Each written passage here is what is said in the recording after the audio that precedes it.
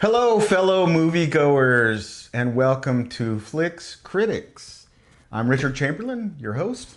And I'm Luis Fernando Ferrer. And today we are going to be reviewing Hoppers, a new movie by Pixar that we got to go see in IMAX. We did. And it was pretty cool. Now, you got to see it twice. So you saw it in regular, and then you saw it in IMAX. Just to give us a critique 3D. of 3D. You saw it in 3D? Yeah. Okay. So give us a critique of which you liked better. 3D. 3D. You know what? I actually prefer 3D movies to IMAX and regular movie going too. There was a shot where you could see the lake.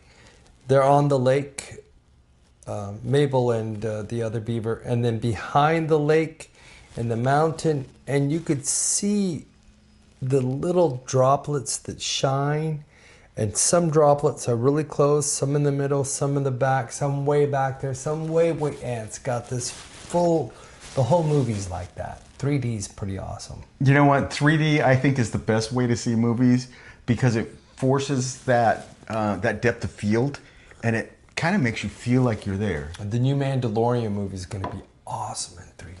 Yeah, I almost want to see everything in 3D and IMAX though, because the sound in IMAX is off the hook. Yeah. You know, it's the seats are rumbling, and so the sound is much better in IMAX, but the effect is much better in 3D.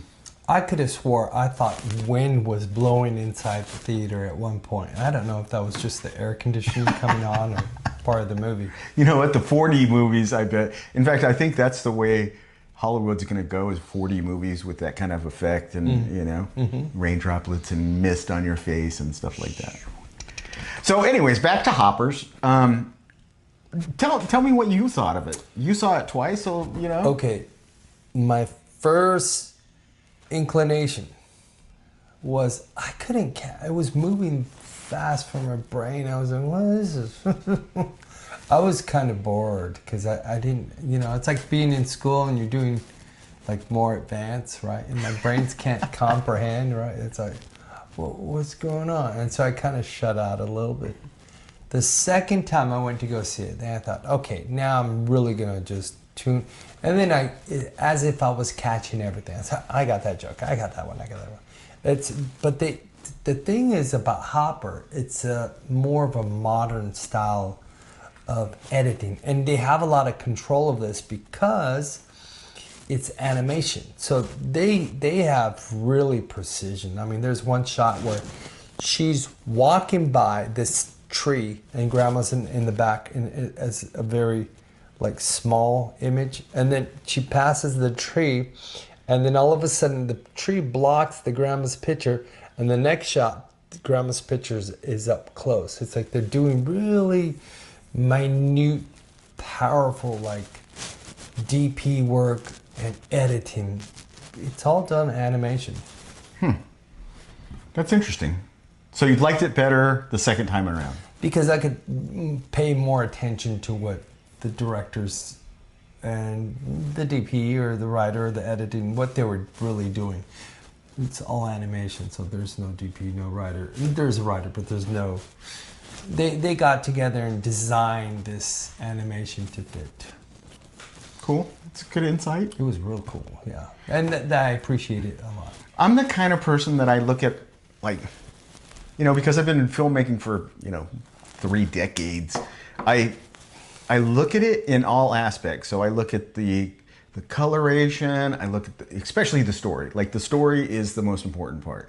And there's certain formulaic ways to make a movie, and, you know, and it all comes around writing. So, you know, you've got to be able to have good marketing, but there's important things like, you know, tugging on the heartstrings, making people feel something. And so after your second look, did you feel that more? Did you? Yeah, I did. In fact, you brought that up while we were watching the movie. It was very, like, written well.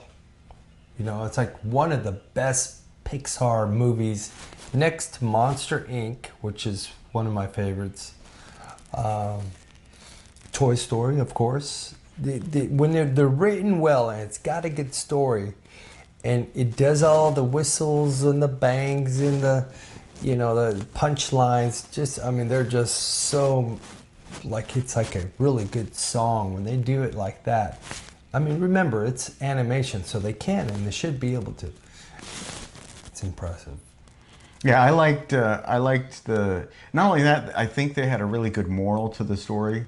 You know, I think it's more something you want your kids to see to develop their moralistic views of the world. Right. You know? Let's squish the humans. Yeah. You know.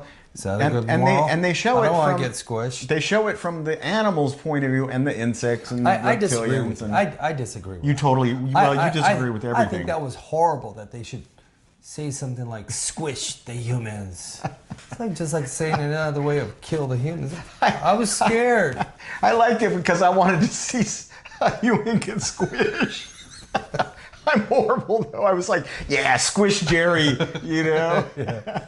But then again, you know, I don't want to, you know, ruin anything for anybody. But when Jerry comes around at the end, that's another one of those heartstrings that they. Meryl Streep, she plays the butterfly, the queen butterfly. Yeah. And she gets squished like this, like by Mabel. Yeah. Right? And I was just so shocked. I was heartbroken. I was like, oh. And then imagine little kids watch. Oh no! Cover your eyes. Yeah. I just think I think they were pushing the limit. I think John Hamm did a good job of being himself because he kind of plays a jerk in a lot of movies. You know. He does? Yeah. Okay.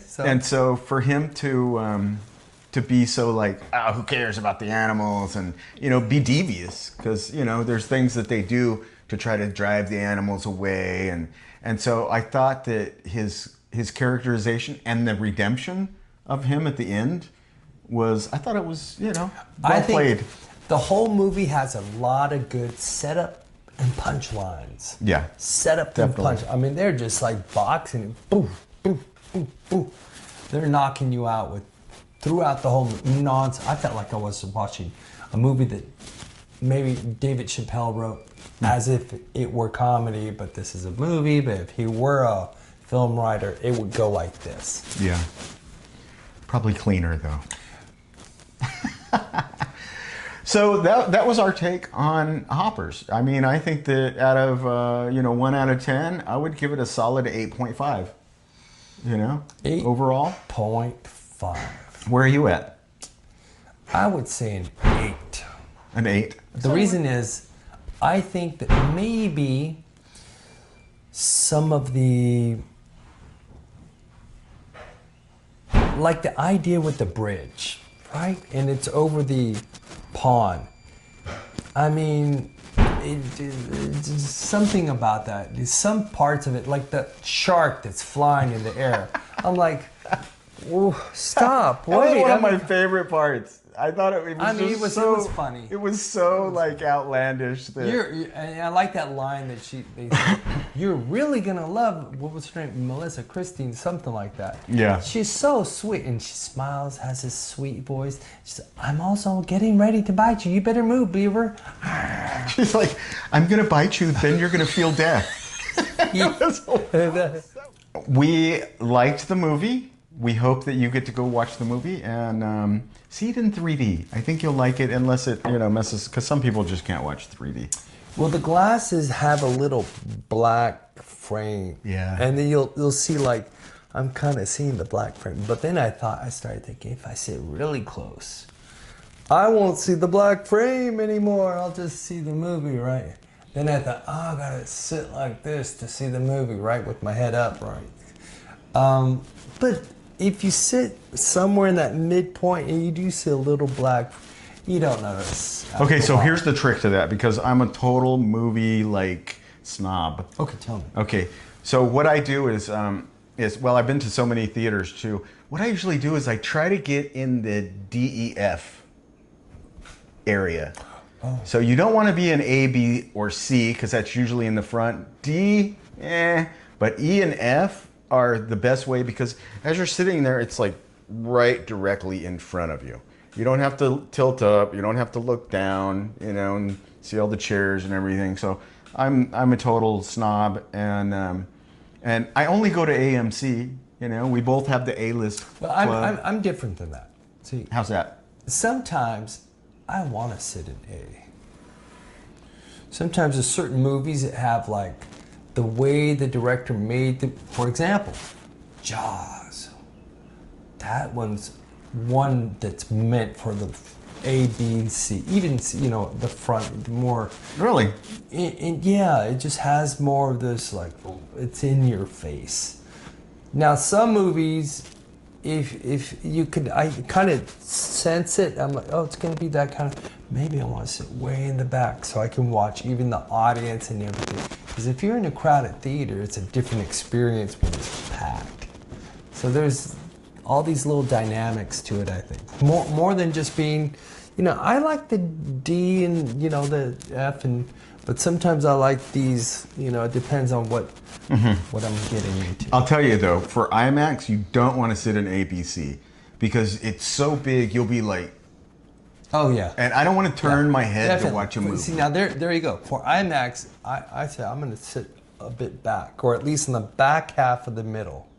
That's good. Yeah, definitely.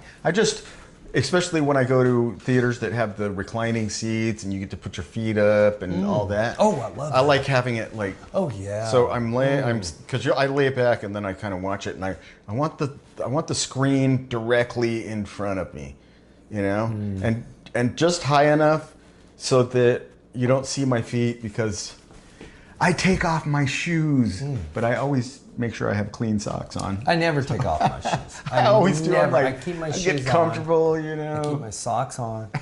Keep everything. I just stay. If I get cold, I put on a sweater. So I'm very conservative.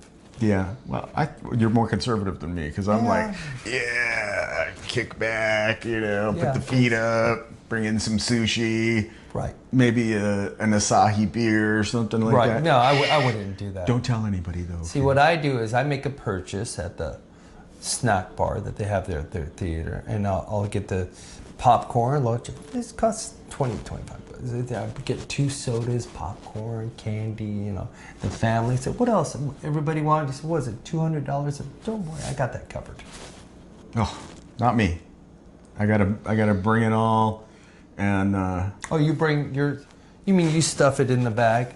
So, yeah, I'll wear a backpack. Sometimes I'll go order sushi before I go. Right. Yeah. So now you know? AMC takes a loss because you weren't willing to purchase something at the snack bar. but $25 for popcorn? It's only money. That's too much. I put $200 you know, now if not only that, I don't like sweets and salt and baked butter and all that stuff.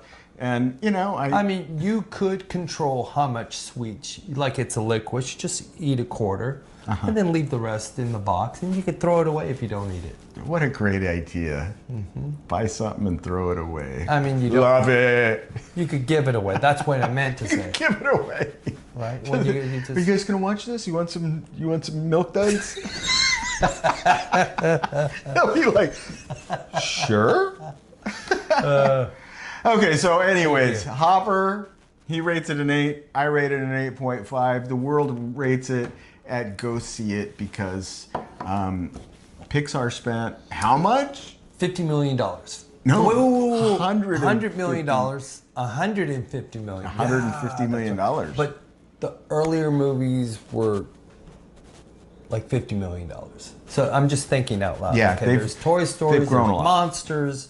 The first one was Toy Story. The second movie was it Monsters? I think it was Monsters. No, it was Bug's Life. Oh, Bug's Life. Yeah, second was at 50 million, and they made 200, 300 million. 286, 386. They made a lot of money on it. So the movie just before that, what was it? Silo or something like that. ELO, and they spent 200 million or 150 million. I think they spent 100 million, and they only made $20 million. Yeah. So they're like, hey, I'm getting ready to bat this one over the fence. Come on, let's do this. Hoppers. They made $80 million in just the opening weekend. Yeah. I looked it up again.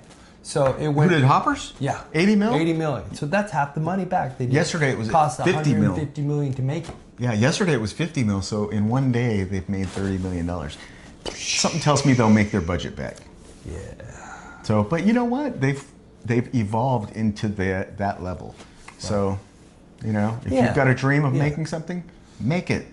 You know, no better time than the present. Send your ideas right to Pixar. They'll take it. Oh, they'll take it. Hey, you may not get it back, but they'll take it.